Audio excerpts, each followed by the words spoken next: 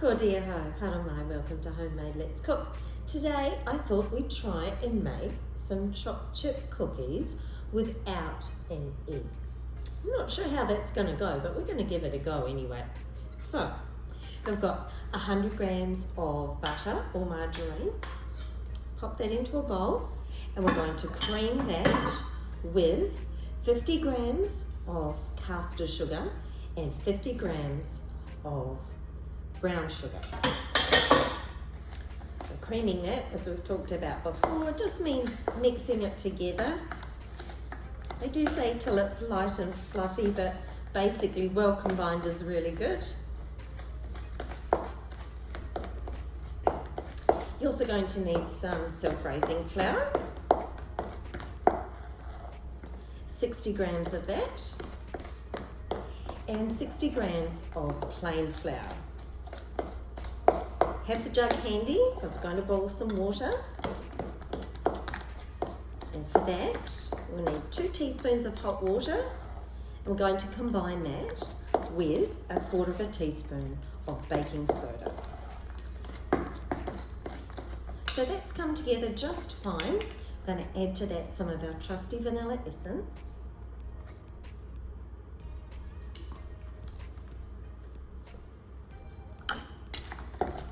Add a good stir.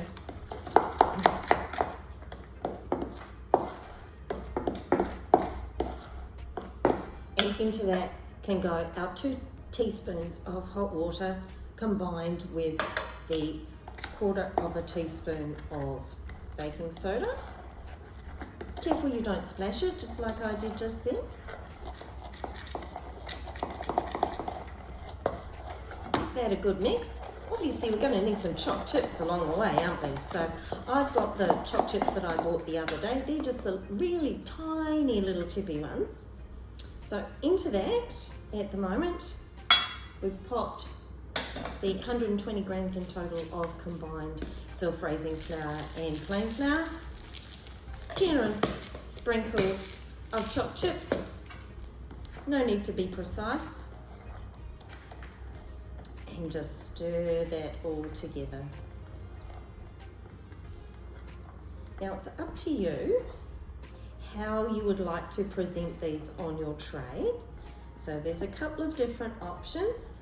You could roll them into balls, flatten them a little bit, and cook them that way. Or you could turn it out onto a floured surface,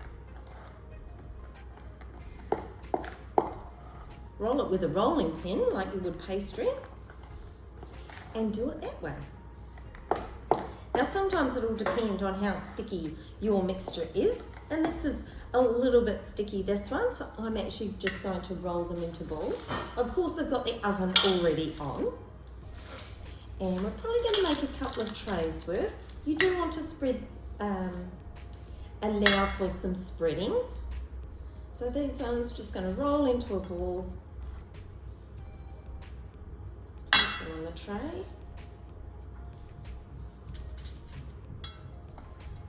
And then we'll flatten them out.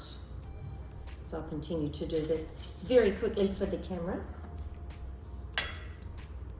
And then we're going to pop them in the oven for about 10 to 12 minutes. Keep an eye on them.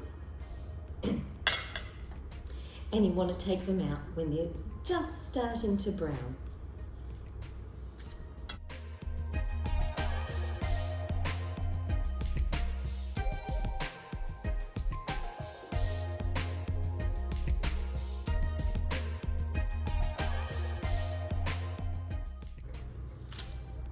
Press them down.